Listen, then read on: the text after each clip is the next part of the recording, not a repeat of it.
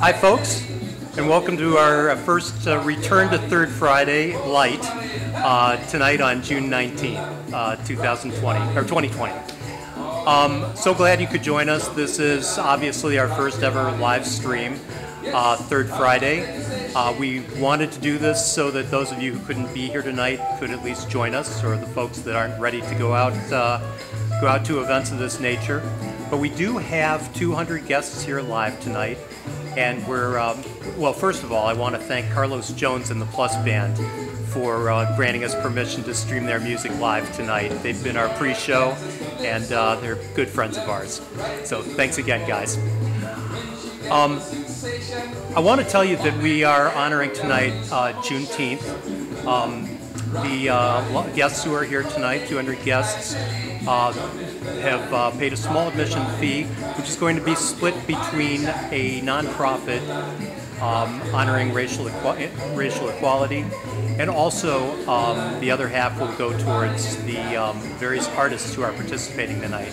We've got 15 artist studios and galleries open tonight, which those of you who have been here before, we've been doing Third Friday for 15 years, you know that normally we would have as many as 100 artists and studios present tonight. We're starting small. We're doing the best we can to kind of ease back in, and we'd like to take you to our front door to show you some small ways that we're working hard to honor the guidelines of the state of Ohio for safety during the terrible times of COVID-19, and also to protect your safety. So come on down to the front door with me. Hi there, it's Dan again, and if you'll excuse me, I'm going to just gently remove this for acoustical reasons. I just want to take a moment to point out how seriously 78th Street Studios does take the Ohio State guidelines in order to stem the spread of COVID-19. We have posted our occupancy at the front door. The building normally would have a total occupancy of 4,000 guests. So we're obviously limiting that during normal business to 1/10 of that. Tonight though, being a ticketed event, we have 200 guests joining us along with staff and business owners. Beyond that, I'd like to point out that we have signage throughout the building, making all the standard recommendations. There are 12 sanitizer stations near all the entrances and near every restroom in the building, which we are tonight requiring guests to use upon entry. We definitely appreciate folks joining us tonight. We appreciate you joining us on our first Facebook live stream, and we sincerely hope to see you in the future live, in person, in hopefully better days. Take care. I'm from Yellow Cake Shop, and we're going to be out front today for the first Third Friday since quarantine lockdown. We've got all the PPE you'll need to maintain safety when you're out in the wild. We've got some really cool handmade masks, all kinds, 2 sizes for adults and 2 sizes for kids. We also have some locally made hand sanitizer. It's made in Bedford, Ohio. We have carbon filters, we have disposable gloves to give you. We also have our hands-free door opener. So when you go to the ATM machine or the gas station, you've got something that you don't have to use your hands for. So yeah, come on by. We're excited to see you. But you know, keep your distance and we'll keep ours. Thanks. Thank you, Valerie, and thanks for being here tonight, providing your terrific custom-designed personal protection equipment. But you're here primarily tonight to see the art, so let's head on up to the first floor right now and have a quick visit with Laurel Herbold and cowtownchad. Welcome, everybody. And for those of you who couldn't make it to 78th Street Studios Third Friday Art Walk for June tonight, we look forward to when you can make it. We all understand. A lot has happened in the last few months. If you don't know where you are, you're in room number 107. I'm Laurel Herbold, and in March I celebrated 9 years here. And about a year and a half ago, I don't know if you can see, but I had my friend Chad Cochran, who's an awesome photographer, move in and share the space with me. He was in need of a portrait studio, so that's what that is. And back in the beginning of 2020, we had a really cool photo shoot during the art walk where you could just come, pay $10 and take a picture. It was awesome. We'll do it again, promise. More about Chad. His handle is cowtownchad, all one word. He's an Instagram phenomenon. He started off doing these rural photography projects and branched out more recently into doing live music shows and portraits started with musicians and has branched out into a lot of the artists in this building, and he's an amazing photographer all the way around. Since neither Chad or I actually work in this studio, we've spent the last few months at our at-home studios working on future shows that we both have coming up and a lot of commission work. I'm a custom painter, so I have always tons of things to do at home, which is why things here look a little not uniform, because I'm always doing different things. A lot of shows, unfortunately, were canceled due to the pandemic, and so this wall has the mermaid and these wood cutout paintings. Those were all in the women's show at Lakeland Community College. That was showing for a while, but we never got to have the opening. The flowers down here, that was part of the juried show at Bay Arts, which just closed finally last week, but also we didn't get a chance to have that opening. And since the Dayglow show had been postponed and Chad's not going to be here tonight, I decided to take advantage of his portrait studio, and I'm in the process of setting up these Dayglow pieces with black lighting. This large piece is my main piece for the show, and then these other were just additional because I had extra time. That was actually one from last year's show over at the Waterloo Arts Center. So I mentioned that I do a lot of custom work. I keep this board here to reference. Actually, this is my whole reference section if people are looking for a specific mural or a type of painting that I do. Because I do so many different types of things, this sort of gives a broad idea of my skill set. And it's a good place to start when we're having a meeting to sort of go from there with the custom work. A lot of people come to the art walk specifically to buy some of my We People merchandise. This is highly collectible for a lot of my clients and always changing. I'm actually starting to do welding and metalwork with them, and they will be featured in a show coming up this month at the Valley Arts Center in Chagrin Falls. A big fire pit that I made and some smaller pieces. But this whole wall just gives you kind of an example of what the We People are. They're kind of generic ant-like little figures, mostly unified in their designs. I don't know, they're kind of my little ambassadors for peace, which we all need right now. Thanks again for stopping in. We can't wait to see you next time. To reach me, just look up laurelherbold.com, and if you're interested in any of Chad's work, it's cowtownchad. Thank you. Bye.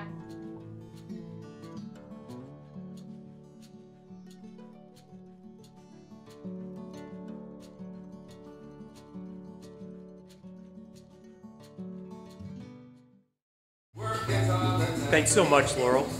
And now let's head next door to Bruce Buchanan Glass Designs. Well, hi there, everybody. My name is Bruce Buchanan, and I am a stained glass artist with a studio in 78th Street Studios. My work is generally commissions and repair and restoration of stained glass and leaded glass in homes around the city. And then I also make my own panels that are for sale here. These are my barcode blocks. When I opened the studio, I have always done stained glass panels and on-site work, but I figured I needed some product. And so about 10 years ago, I had made a batch of these guys with these little strips of glass stacked on end and then framed in these wooden frames, you know, for windowsills or whatever. And I made them for friends and things, and I was done with it. I figured, okay, all right, I figured that out, I'm finished. When I moved in here, it seemed like a good fit. So every, couple times a year, I'll make a giant batch of these, and they sell really well for gifts, and people take them home, put them on the kitchen windowsills and stuff. And it's unlike everything else I do. Everything else needs to fit and needs to be installed. These are just done. You just set them on a windowsill and you're finished. So these are some of my stained glass striped panels.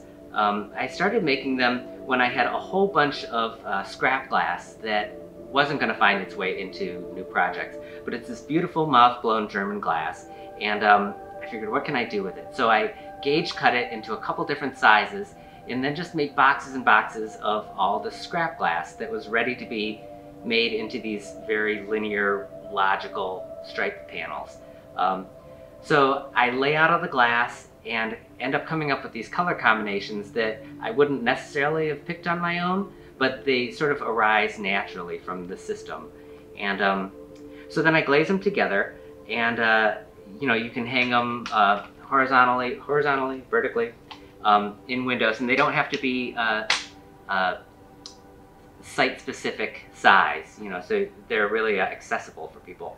And I like that it kind of takes a modern sensibility and applies it to stained glass, which a lot of people think of this stodgy, very old world technique. And actually I've done a lot of them too, where I've made new windows for people's side lights or transoms based specifically on these. Here we've got my big window where I can display stuff in natural light and actually see how it's really gonna look. This round panel was a restoration. A client had it from their grandmother, and it had been, you know, she had it from an old church, and it was just busted up to heck. It had probably 15 repaints and an awful lot of new repaired pieces in there. Some replacements around the edge. But basically, I take the whole thing apart, take a crayon rubbing of it so I have a map of how to put it back together, repair or repaint the pieces as needed, and then I reconstruct the whole thing so it looks exactly like it did in the first place. So that's some of the old work that I work on. And then a lot of times, even just simple things like cabinet doors. There's a company in the neighborhood that does cabinetry, and I do some cabinet doors for them. So this client, you know, had kind of an idea what they were looking for. We whittled out some ideas and, you know, came up with this, which I think is kind of subtle, but it still kind of like lends a little bit of gravity to these new cabinets. So I do an awful lot of restoration on old windows for homes in near West Side, Cleveland Heights, and a lot of houses in Lakewood. It seems like all the houses when they were built had some decorative glass. So this is a pair of windows from the front porch, the side lights on the front door, in a house in Lakewood. And one of them was completely busted out. The other one had a few breaks. You can see back here it's totally taped together. And they'd had it boarded up for like over 10 years. And finally, we're just like, nobody knew anyone to fix these things. And that's what I hear a lot of. You know, oh, we didn't know anybody who did this anymore. So even these windows, they're just clear glass. They're not, you know, Tiffany or anything like that. But they're lovely windows. And I really enjoy kind of bringing these homes back to, you know, being complete and fixing these things that people enjoy and appreciate. And then here, actually, here's another one from right in the neighborhood here, off of West 65th. That just needs some cleaned up and a couple of repair pieces. Well, thanks for visiting. If you've got any stained glass that you need worked on, or if you've got a project you'd like to take on, you can give me a call or check out my website, and I'd be happy to talk to you.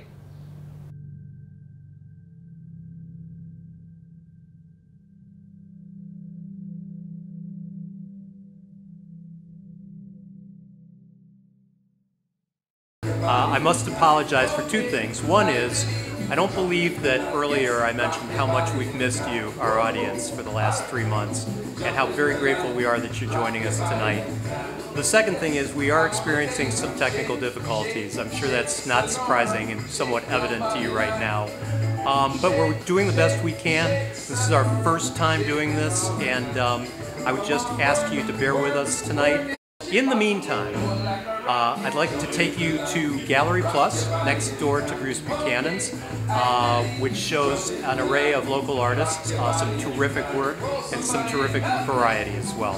So, away we go to GalleryPlus. Welcome to GalleryPlus. I'm so glad we're able to get together again tonight. Since the shutdown, we've had a few changes here at the gallery that I'd like to tell you about. First, original GalleryPlus artist Leslie Edward Hume and Eva Wolf have both decided to focus their attentions elsewhere and have decided to leave the gallery. I'd personally like to thank them both for everything they brought to GalleryPlus and wish them nothing but the best in their new endeavors. We're going to miss you, but I'm sure we're going to keep in touch. And I'm also extremely excited to introduce our newest artist, Samantha Bias. Samantha does some really incredible work using an alternative photographic process, but rather than have me talk about it, let's hear from her directly. Hi everybody, my name is Samantha Bias and I'm brand new here at GalleryPlus. I've got some exciting work to show with you today. This is from my newest series, Photosynthesis, Transformative Environmentalists.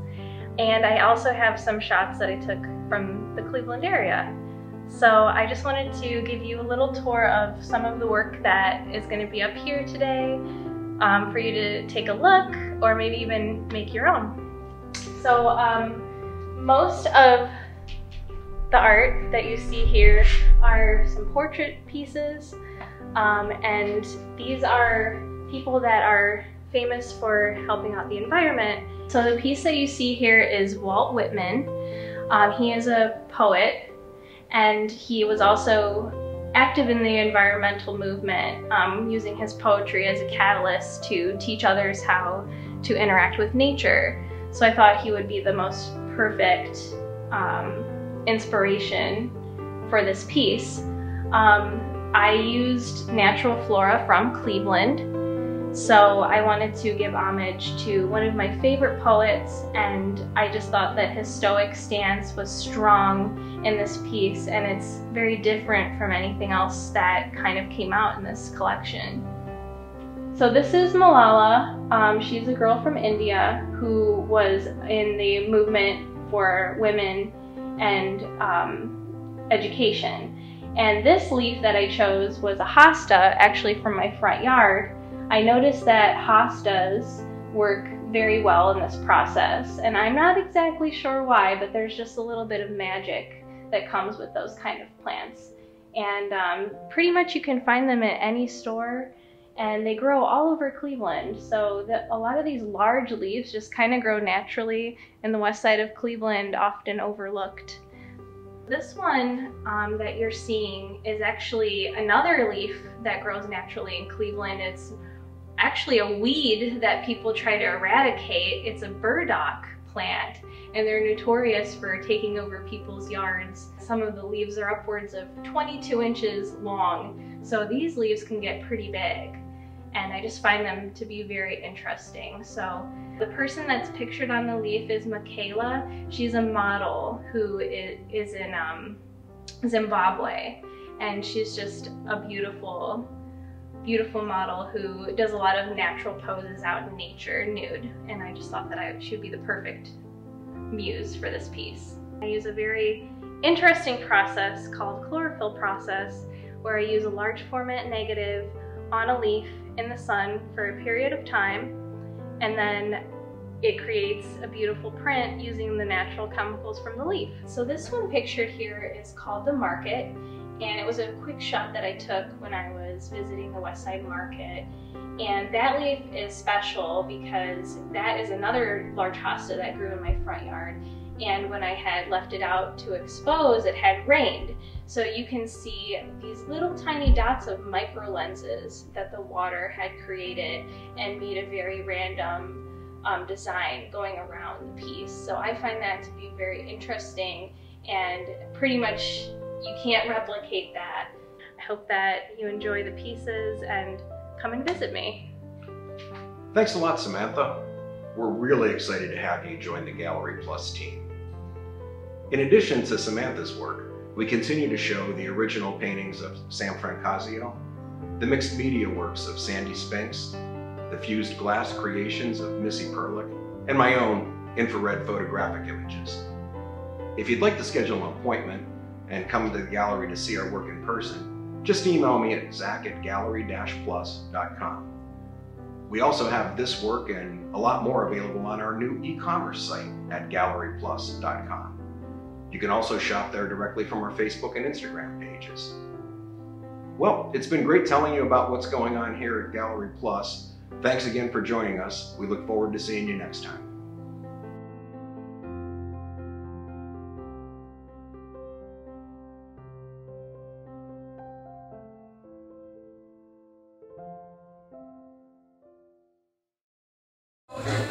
Thank you, Zach and GalleryPlus. And now let's head farther west on the first floor to Kinley Gallery, where Sean Kinley is going to give us a little peek inside the joy of his unique Cleveland-centric painting process.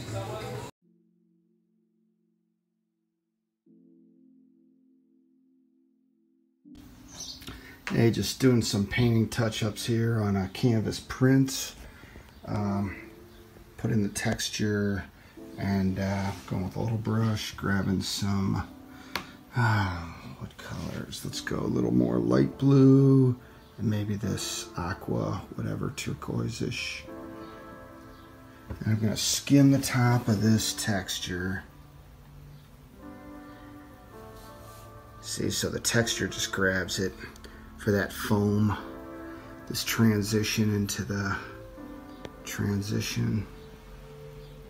Break up some of that bright white that's in here. Transition into the darker water. Let's get some of this darker. So I'm just popping the highlights. This is a canvas reprint and of a break wall lighthouse, break wall beacon. Put that in. I'm gonna wet my finger, which I'm just thinking I probably shouldn't do as much anymore. I may tell people not to do that, but because acrylic paint, who knows if the stuff is toxic and can cause cancer. Bob Ross died early of lymphoma in his 50s, probably from his paint. All right, so let me practice what I preach. I'm gonna use a wet, for the first time, a wet brush. Just a little damp to spread this around. It's harder, man. So let me do this again. All right, well, it's working. So that's the first time I've ever done that, because I'm accountable, being on video, that one day if my kids watch this and I died early from cancer, they don't have to say, Dad, why didn't you freaking knew not to do that, and you did it. You kept doing it, even though you were worried about it a little bit. So we're gonna try to use the brush. This is working okay. I have both brushes in my hand at the same time. This is the wet brush. This is the paint brush. So I'm applying paint with one. I'm gonna get some more here. And a little bit of varnish. So now I really feel like a whack job because I got two brushes in my hands. You gotta kind of monitor how wet this brush is. So I just want it damp. I don't want it soaking wet. You see, I feel it. I want a little more wet. Just like a wet finger. So I wet it and then tapped it a little bit. Tappy tap. So sometimes it's okay, the pure color. Maybe I'm not gonna, some of it I'm not gonna wet down, and some of it I am. So I'll get some, these deeper shadows, and I'm gonna transition this color a little bit. So I have some wet blue right there. I'm gonna hit it with a damp brush, and just, might be damper than I want. It's gonna drip now. So this is a found, you gotta find the right level of, when it's your finger, you can feel how wet it is. See, that's what I gotta get used to. If it's a brush, you cannot assess how wet that brush is on your own. So I'm just going through and transitioning with some of this darker blue. So the wave looks like it's dipping out of a darker area, lower area, coming into the splash area, the foamy area. Got a little bit of green in there. Nah, I don't need green. Pink. So I get a little bit of this bright fluorescent pink, and I'm using these acrylic washes that I love so much. And the gouache part's the part that is, I think, toxic. That could be the part that's, because it resembles a watercolor paint, which for sure is proven to be toxic and could cause cancer. So you should not touch a lot of watercolor paint, and you definitely shouldn't eat it, in case you were thinking of doing that. Let's try to not eat the paint. Sometimes, sadly, I do have to tell my students that. being an all-boys high school, and they just like to be funny. Come see the cityscapes, sports snaps, and coastal views this Friday, June 19th at our gallery.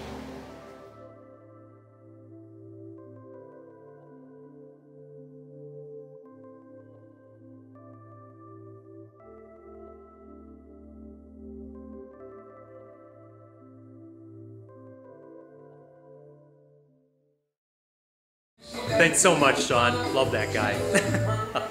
Well, let's take a minute. We've had a nice amount of traffic here tonight. As I mentioned, a couple of hundred guests at a pre-ticketed Eventbrite basis. Let's say hi to a couple of those folks.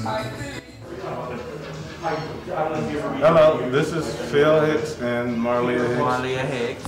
We're here at 78th Street Studios, checking out some really cool art, and you see that everything here is very unique.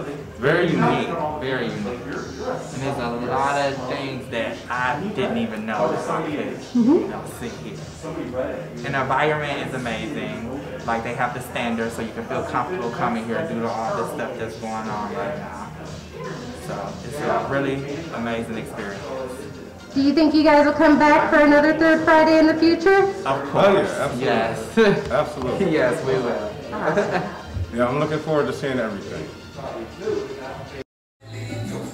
I've got to say it again. I can't tell you how happy we are to have some guests here tonight and to have you joining us via this live stream. So let's head to the far west end of the first floor and drop in for a live visit with 11-2 Gallery, Rich Seiler. Hi, this is Rich at 11-2 Gallery. Welcome. We're back here at Third Fridays, and we miss all of you. We are a pop art gallery and a contemporary art gallery. Next door in our other room, we're featuring our fun show we've been sitting on for a few months for obvious reasons, called Junk Bots. And the concept is simple and fun. It's find anything around your house, your garage that you're not using, and turn it into a robot. And we have about 15 artists who made just that, robots out of junk. So some of them are very serious and some of them are very comical, and they just make you laugh, but ultimately they make you look at things that you might find in your junk drawer. So I hope you all have time to stop out next month, and we'd love to see you, and you can check out our Junk Bot show. Welcome back. We're going to head across the hall now, and I do want to say thanks to the guys from 11-2. Now let's stop in and visit with Dawn Tekler, who's working on her encaustic paintings. Dawn? Hi guys! Welcome to Third Friday. My name is Dawn Tekler, and this is my art gallery.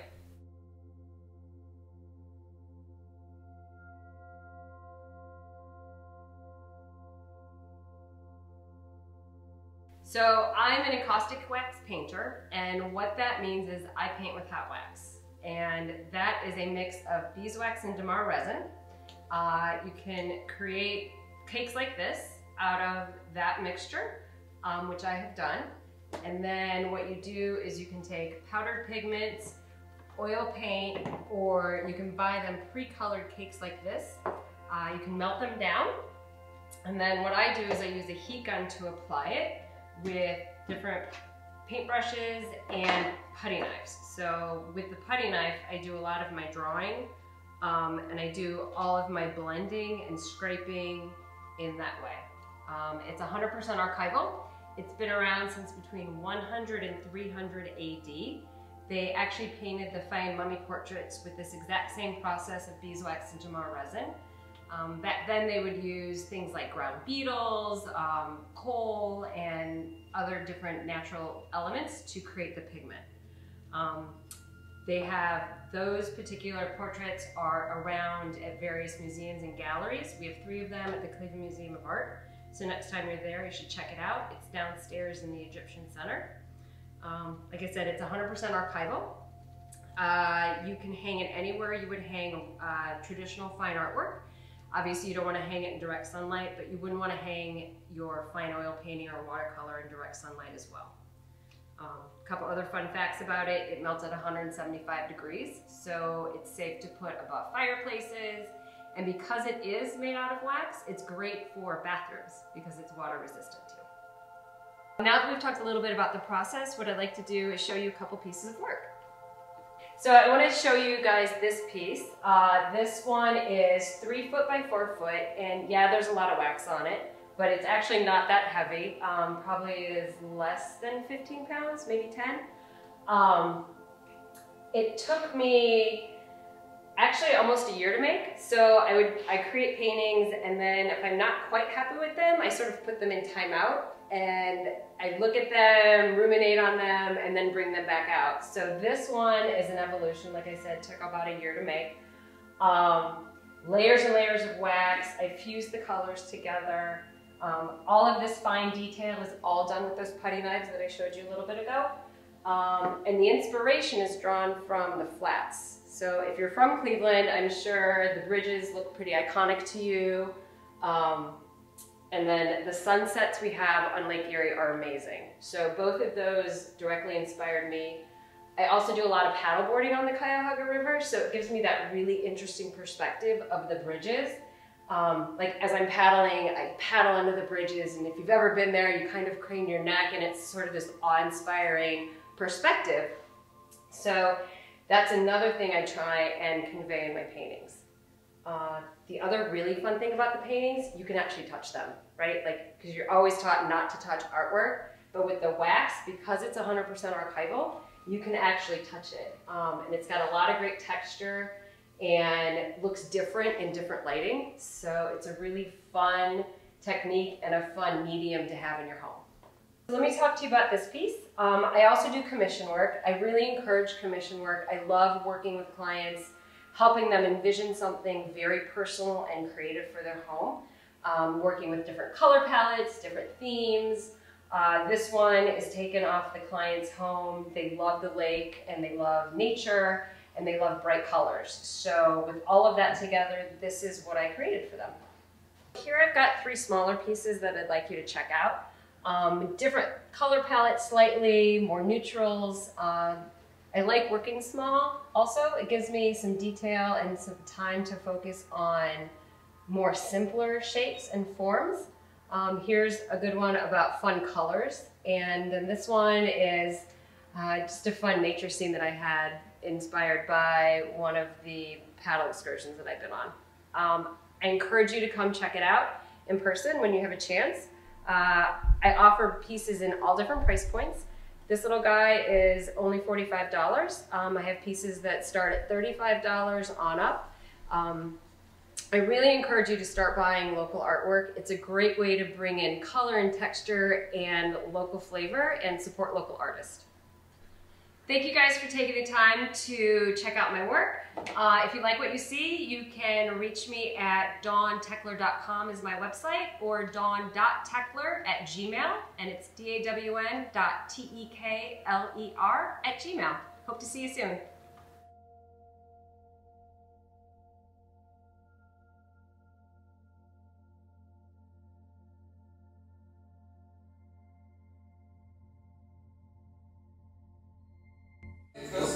Dawn, thanks so much. Now let's head next door to one of our newest artists, Megan Frankenfield, and check out her beautiful abstract paintings. Megan? Hi, welcome to Third Fridays at 78th Street Studios. My name is Megan Frankenfield. I'm relatively new here, so this will be my second show, finally. I'd like to show you some of my work. It is inspired by factory windows, old windows in Cleveland that caught my eye about 12 years ago. I love the fact that nature acts on the glass and changes the colors and creates these beautiful patinas. And so my work is supposed to mimic that a bit, but then I take it to the next level by boosting the colors. In some of my work, you'll see imagery behind the actual paint. In this piece, that you'll see embedded in the image, there is actually a photograph, a complete photograph behind all the paint. And this is a scene from Lake Erie during the summertime with a sailboat. You can see the horizon line. This is a big wave splashing up. So I try to pull the colors from the photographic image and actually build on those colors to create that illusion that you're looking through a window. Here's another example of an image that creeps out, kind of peeks out at you from behind the paint. This is a bird from when I was on vacation in Florida. It's a seagull on the beach, and you can see the dark, contrasting, stormy background with the bright lit beach here in the front. And this one is definitely a favorite. Birds are very popular. So when you look at these pieces, often people ask me the same questions. They ask me what they're made out of. They think they're ceramic or tile, and they're always surprised to find out they're light as a feather. They're acrylic paint on canvas. So if you try to lift it carefully, you can lift it with one finger. They're very lightweight and very easy to take care of. They are simply just layers of acrylic paint. Part of my process is photography. I love to take pictures of things in Cleveland, like the Cleveland signs that are in the parks. And then I paint over those, and these are really meaningful to local residents. I've also done commission work for people when they've given me their own photographs, and I've had them printed on canvas, and then they choose the color palette. I like to paint all sizes and shapes so that it will fit whatever you need, your budget, your wall, your small space, your huge wall, whatever you need. So I really try to work with my clients to try to figure out how to please them.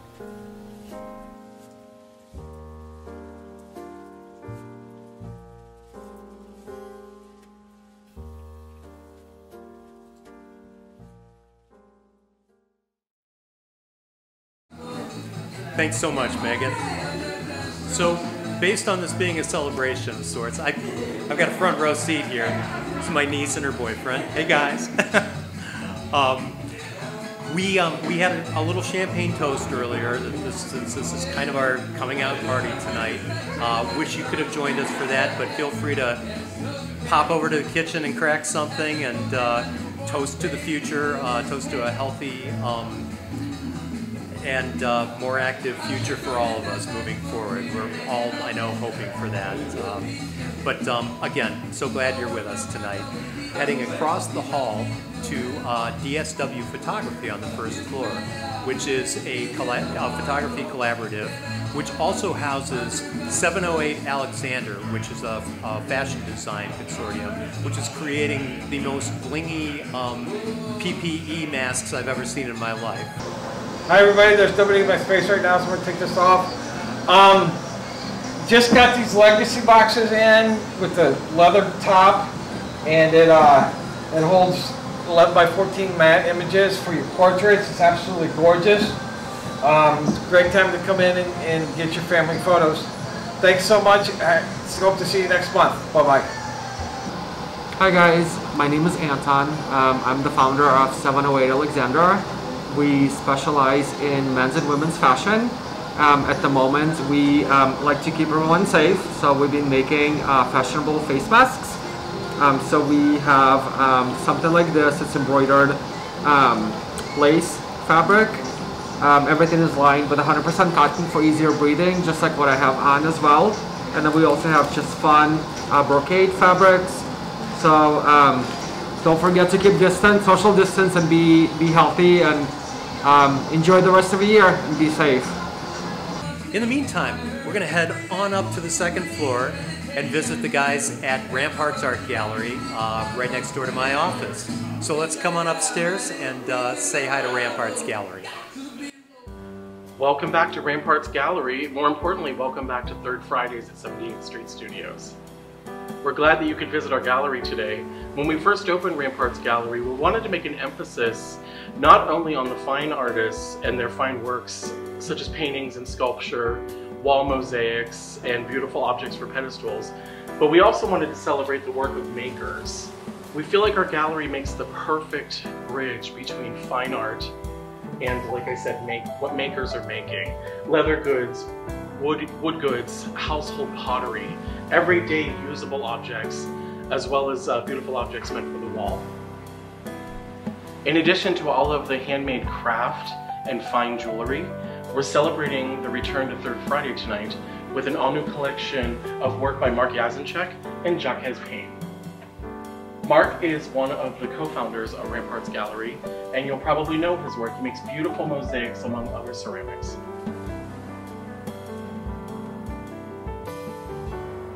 Here at RampArts Gallery, we're also celebrating the return to Third Fridays with new paintings by Beth Nash and Ian Marshall.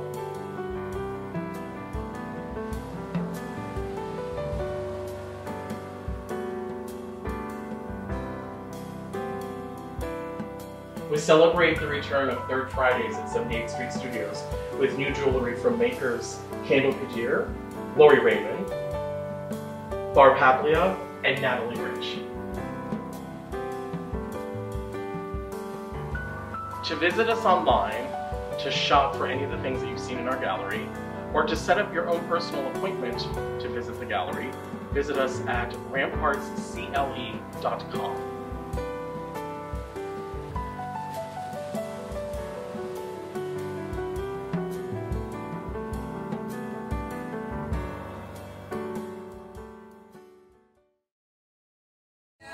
Thanks, guys. I love what you do in RampArts. So now, as a further illustration of the amazing amount of artistic creativity in Northeast Ohio, let's head over to HEDGE Gallery on the second floor for an exhibit of Matthew Gallagher's new creations. Hillary? Hi everyone, I am Hillary Gent, and welcome to HEDGE Gallery. I've been operating HEDGE Gallery here at 78th Street Studios for 11 years now, and we are so excited to be reopening this evening for our June 3rd Friday event. A little bit of background about the gallery in case you're interested. We host about 6 to 7 exhibitions a year.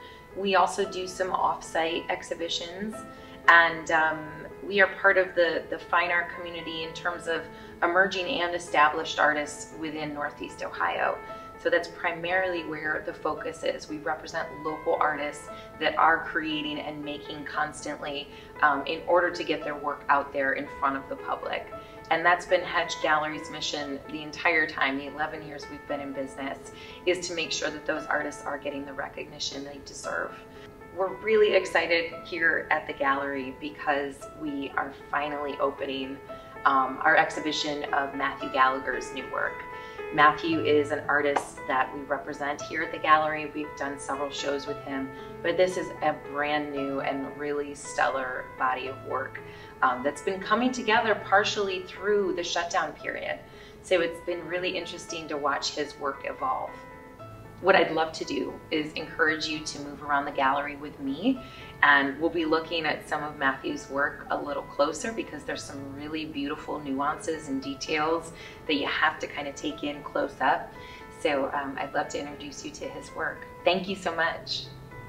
He does work very large scale often and is known for his paintings that he creates on that scale, but he also works in encaustics. So you'll see to the left of me right here one of his wax on panel pieces. So encaustic is a process where basically you're painting with hot wax. Matthew is very inspired by nature, the magic of the universe and nature, and he is inspired to recreate but also create his own impressions of some of the beautiful things that we witness in nature. So as we get a little closer to these, you'll be able to see some of the encaustic nuances within these pieces. So a lot of our visitors have questions about Matthew's process. They often wonder how pieces were created and developed. And Matthew is very inspired by the process of physics and often with chemical reactions. So his work is inspired by those methods. For instance, the sculpture I'm standing in front right now was created with iron filament and magnetism. Matthew can describe this a lot better than I can because he's the creator of this piece. But basically, he has allowed the pieces of iron filament to be moved around with magnets underneath the piece of this sculpture to develop this beautiful form. And it almost acts and serves as a chemical reaction to his experimentation with iron and magnetism. The color was brought in with acrylic paint. So he's delicately airbrushing this piece to create all of those three-dimensional qualities, or highlight those three-dimensional qualities with color. The pieces behind me are elements of experimentation too, and have very simple mediums such as ballpoint pen and acetone, but they are layered in this incredible grid pattern that is completely hand-drawn. So every line within those drawings is hand-drawn, and then he's manipulating it in an acid bath. So it's a pretty wild process, and that's why I love to talk about Matthew's work in that form of experimentation, because he's constantly evolving. His work is constantly evolving. HEDGE Gallery will be easing back into our normal business hours, but for those of you that would rather come out on an appointment basis, we're always happy to take those. You can contact me via our website, hedgeartgallery.com, and I'd be happy to set up a time to meet one-on-one with you and obviously show you our new exhibition. You can also experience all of the artists we represent on our e-commerce shop, so you can experience them virtually if you want to as well. You can check out our gallery again, hedgeartgallery.com.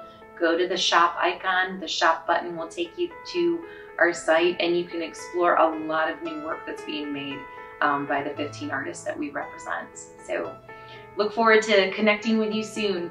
Thanks.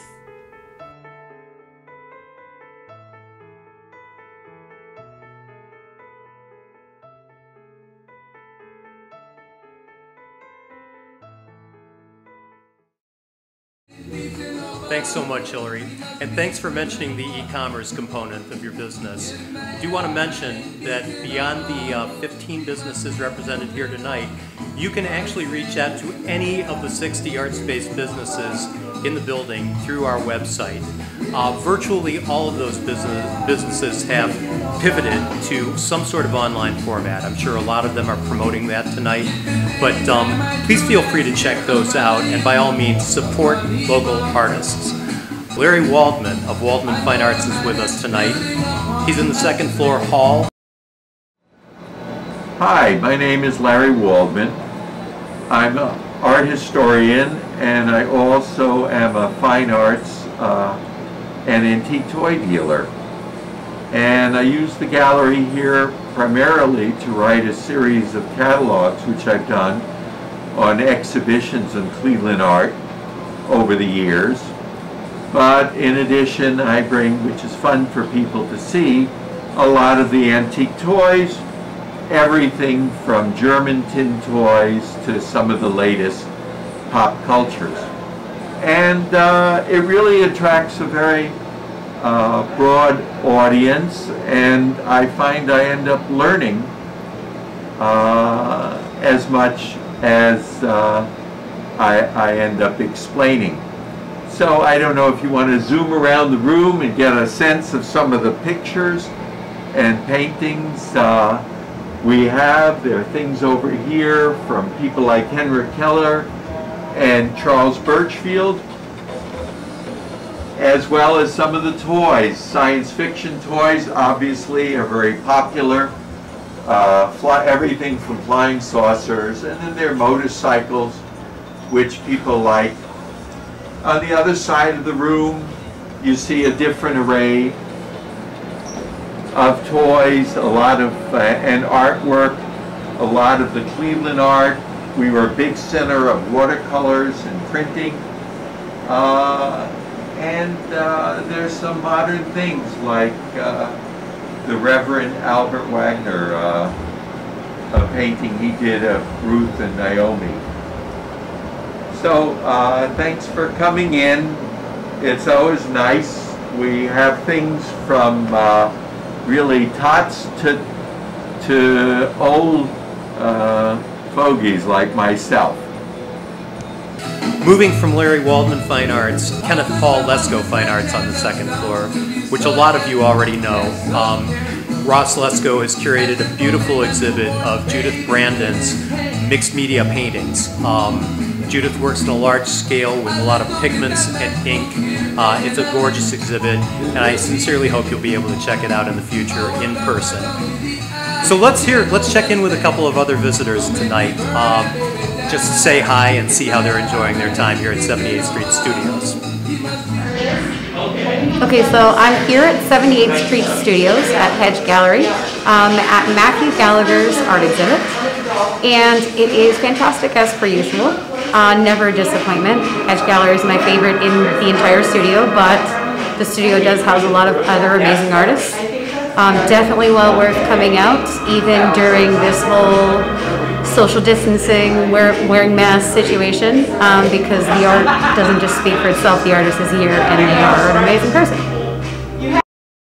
Thanks guys, it's all about the art. So before we leave the second floor, let's head across into the West Wing and visit with Pamela Dodds, who is actually sharing her exhibit, Something I Want to Tell You, big paintings from the 90s, remotely from Toronto. Pamela? Hello, I'm Pamela Dodds. I'm talking with you this evening from my home studio in Toronto, Canada. I cannot be with you in person because due to the pandemic, the US-Canada border is closed and there are restrictions on travel. But I'm happy to be with you virtually to tell you about my work and the exhibition. This exhibition of big life-size paintings is entitled Something I Want to Tell You. I chose this title because each of the paintings tells a personal story. However, the stories come from my imagination. They are not autobiographical snapshots of my life, but they are inspired by my personal experiences and observations of relationships around me. The first painting you see as you enter the gallery shows a young woman in the foreground sitting on her porch reading a newspaper and glancing over at her neighbor on her porch. As Joseph Clark pointed out in his review on Can Arts Journal, the newspaper dates this painting, and in fact I painted it in 1997.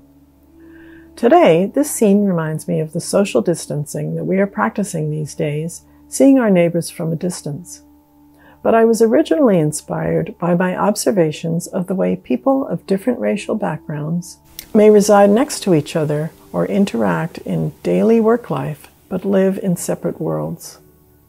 We can feel apprehensive about crossing a social or cultural divide, unsure if we would be welcome or comfortable there. On the other hand, the painting Dressing does portray a tender, intimate moment in an interracial relationship between two women. All of my paintings portray inconclusive scenes and stories that are open to interpretation. Depending on your own history and background, you will interpret the scenes and the experiences of these characters personally and uniquely. In making this painting, I was thinking about the fact that these two women would, in some ways, be experiencing this moment differently. The painting Morning Coffee shows a domestic fight in a kitchen. The man has raised his hand in a threatening gesture, while the woman cries out and grasps his arm. I have conveyed the emotion, chaos, and distress of the moment by using hot, contrasting colors and by painting everything in the interior at all different angles.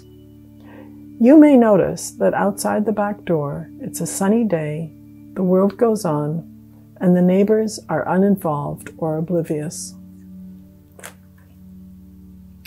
At this moment in history, the subject of racism and police violence has been brought to the fore in public discourse at last. It has been a long and tragic journey to arrive here, and we have no way of knowing the outcome or whether we can achieve lasting change. This painting, entitled Dusk, shows two people on a dark street. A man in the foreground stares out at the viewer, and a blonde white woman in the background clutches her handbag and looks anxiously over her shoulder at the man. By placing the man in the extreme foreground, I invite those who do not readily identify with him to consider his experience of this moment and what it might feel like to be the random object of another person's fear in the middle of an ordinary day. There are many other paintings in the exhibition, and I hope you will enjoy viewing them. The show also includes a series of black and white linocut prints that explore relationships using different imagery and technique. I invite you also to visit my website and to send me your comments and questions via Facebook or email. Enjoy the rest of your evening.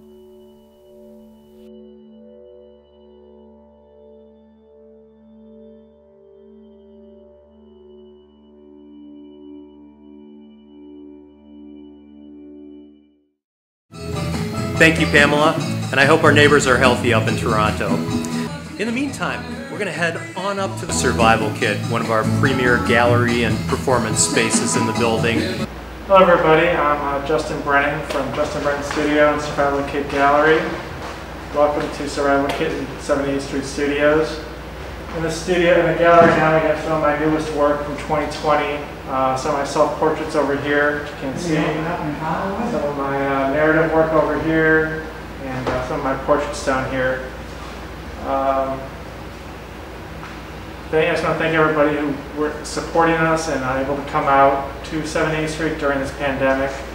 Everybody's staying safe. We're trying to stay safe here. In the meantime, let's head down 8 long flights of stairs to the ramp level on our lower level and visit with Christopher Richards, our gallery curator at ARTneo, the Regional Art Museum of Northeast Ohio. Christopher?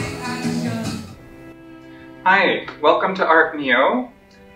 Thank you for joining us tonight. This is the opening of Oppositions, the Secessionists versus the Cleveland Society of Artists. And this exhibition really shows the talent and the vigor of early Cleveland School artists and the battle of ideas between modernism and traditional art. Works in this exhibition are from ARTneo's permanent collection and range from 1890 to about 1930.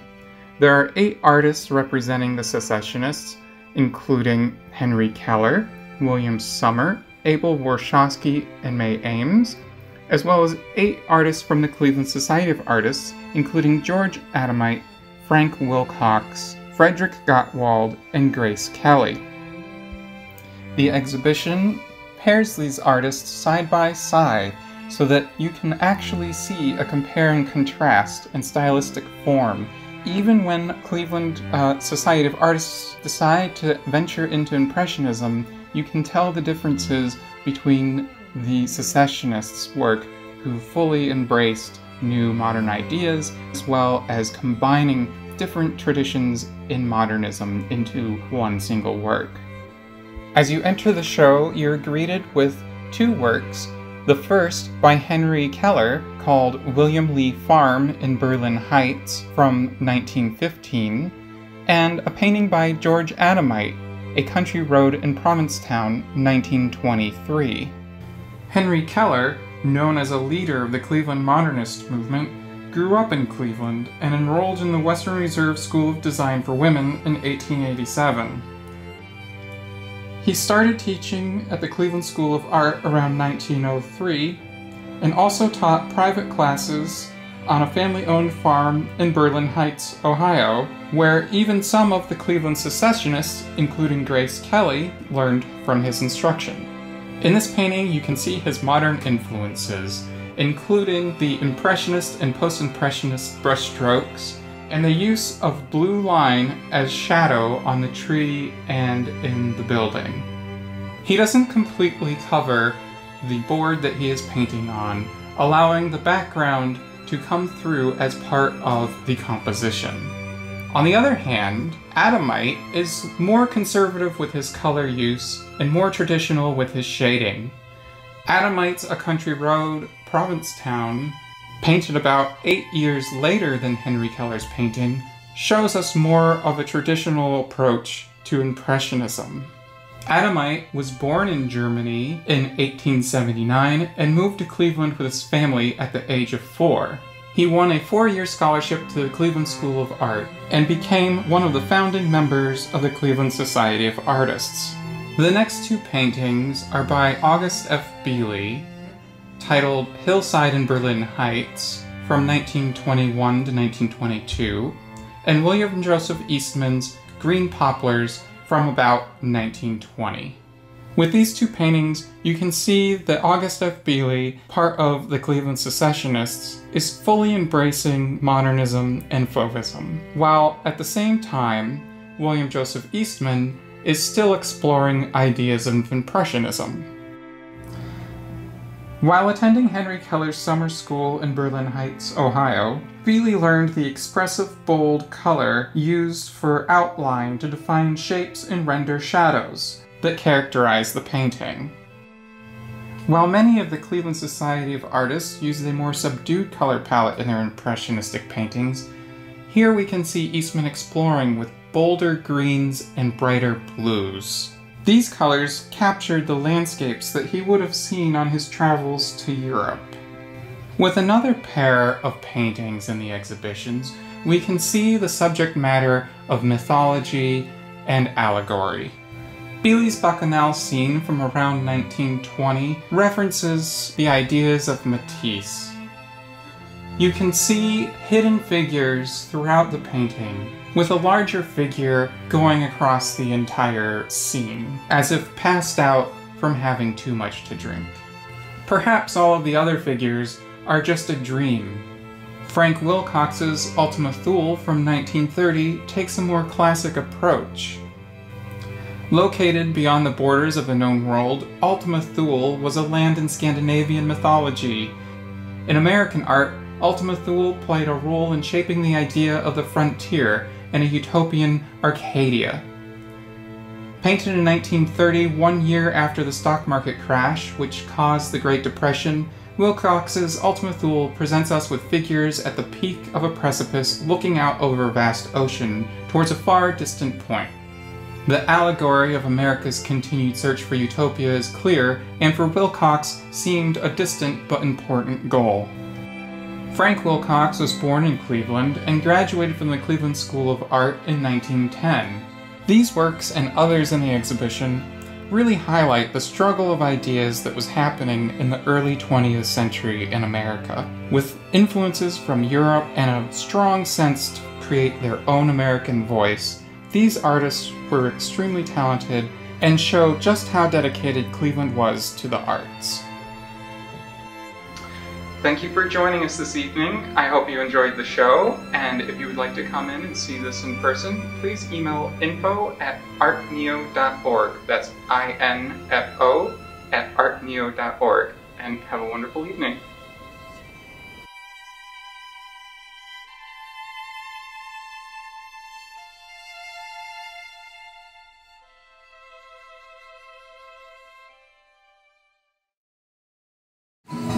Thanks so much, Christopher. That's a really terrific exhibition, and it's great to finally have the public see it tonight after 3 months. I like to refer to the ramp level as our design center. We house some interesting businesses, Googie style, eclectic and vintage design and furnishings, Yellow Cake Clothing Company, who you've met earlier tonight, Fresh Eggs Landscape Design, Too Much Awesomeness Photography, and also the Byzantine, which is participating here tonight. It's a wonderful, again, a vintage shop showing a really eclectic mix of found and repurposed items. Hi everybody, we're here at the Byzantine at 78th Street for Third Friday. We're still here and ready for you, so come join us next week, or next month, sorry. Well, that just about does it for tonight. Regret that I was the most live thing here. Tune in again though, and check out our stream in the future. It's been an exciting night for all of us, right, Zach? It's been a great time having you here at Third Friday tonight. It's so good to be open again and to be visiting with our lovely public. I do want to thank all the galleries and the artists who participated tonight.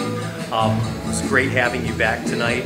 Those businesses have all been open individually and observing state guidelines throughout the pandemic. But feel free to make appointments. Any business in the building, to the best of my knowledge, is open by appointment or via their online sales platform. They'd love to hear from you. So, in the meantime, we hope you'll be sure to put Third Fridays on your calendars for the coming months. We'll be doing this each month for the foreseeable future. And until next time, be safe, wash your hands. Thanks again for joining us. Take care.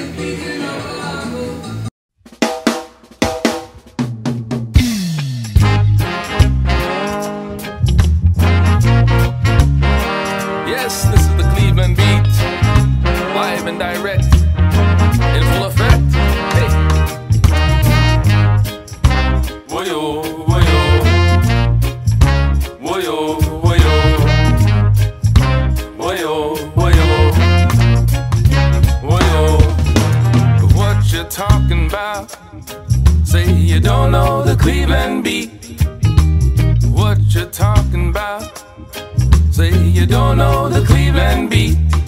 You must be crazy.